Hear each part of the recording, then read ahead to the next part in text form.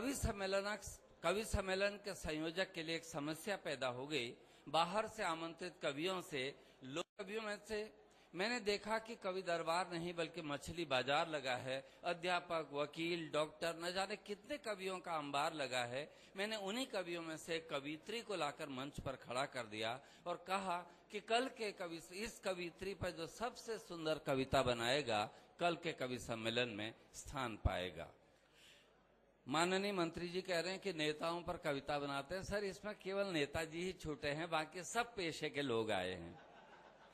कि सबसे पहले एक किसान कवि आता है, सुंदरी पे कविता बनाता है। उसके बिंब विधान देखिए कि सुंदरी पे कविता बनाता है कि खाना खाती ही नहीं हो या खाना खाना मना है। अरे हाथ पांव इतने दुबले जैसे गन्ने का तना है, आंखें पथराई हुई, त्वचा में कमजोरी के पसीने की नमी है।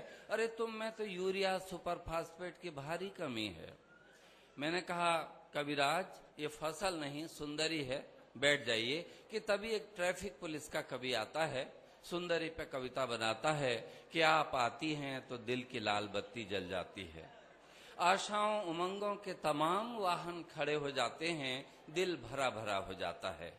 आप जाती हैं तो दिल की हरी बत्ती खिल जाती है। आशाओं उमंगों के सारे वाहन चले जाते हैं और दिल एकदम सूना हो जाता है। आपके बालों में क्या शाइनिंग है, आपके कपड़ों की क्या वॉशिंग है, और पलकें तुम्हारी ऐसी जैसे जेब्रा क्रॉसिंग है। और पलकें तुम्हारी ऐसी जैसे जेब्रा क्रॉसिंग है। कुल मिलाकर तुम में सुंदरता है, तुम में ब्यूटी है। मगर यहाँ कैसे खड़ी हो प्रिय, यहाँ तो मेरी ड्यूटी है।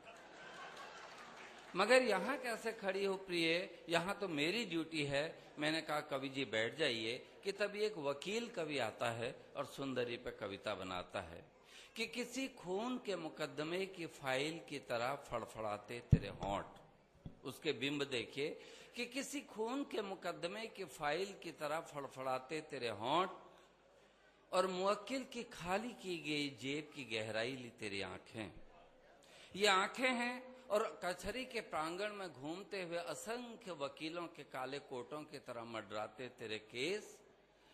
केस दफा 302 और 307 का लगेगा। कविता को संपादित कर रहा हूं, पूजनीय गुरुजी बैठे हुए हैं, आगे बढ़ रहा हूं। कि तभी एक डॉक्टर कवि आता है, सुंदरी पे कविता बनाता है।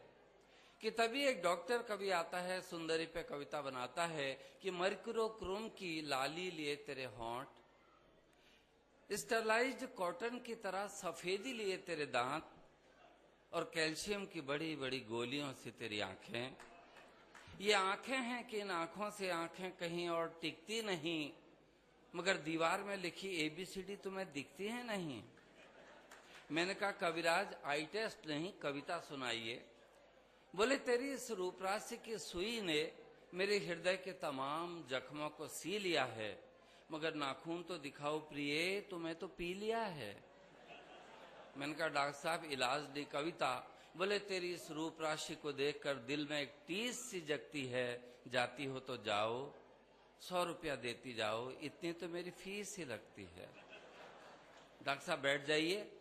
4-5 पेशों को मैं संपादित करके सीधे एक पेशे पर आ रहा हूं अब, कविता छोटी करने के लिए। कि तभी एक अध्यापक कवि आता है और उस सुंदरी पे कविता बनाता है कि तुम्हें यहाँ यूं न खड़ा रहना चाहिए, अरे इम्तिहान है तो घर में पढ़ना चाहिए। मैंने कहा गुरुजी उपदेश ने कविता। बोले गंगा यमुना कृष्णा कावेरी के मौजों की तरह बलखाते तेरे केस, और होठों पर सूर्योदय के क्षितिज की तरह लाली है।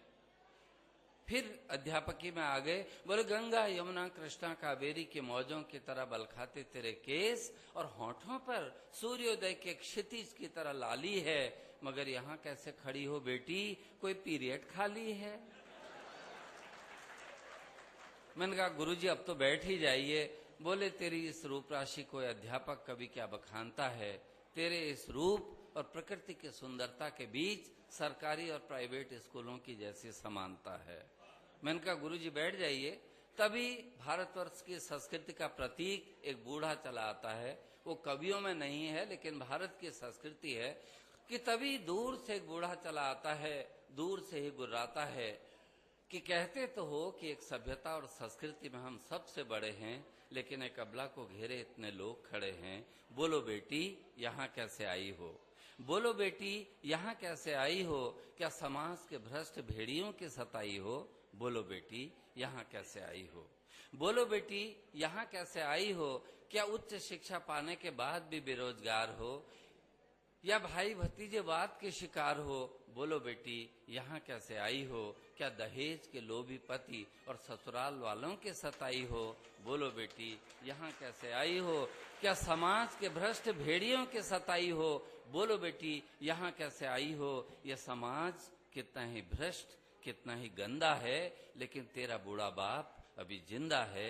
मेरे घर चल बेटी, मेरे घर चल। मैंने कहा बाबा आपकी बातों में ही आज के समाज की सच्ची छवि है, इसलिए मैं तो कहता हूँ कि आप ही सच्चे कवि हैं, आप ही सच्चे कवि।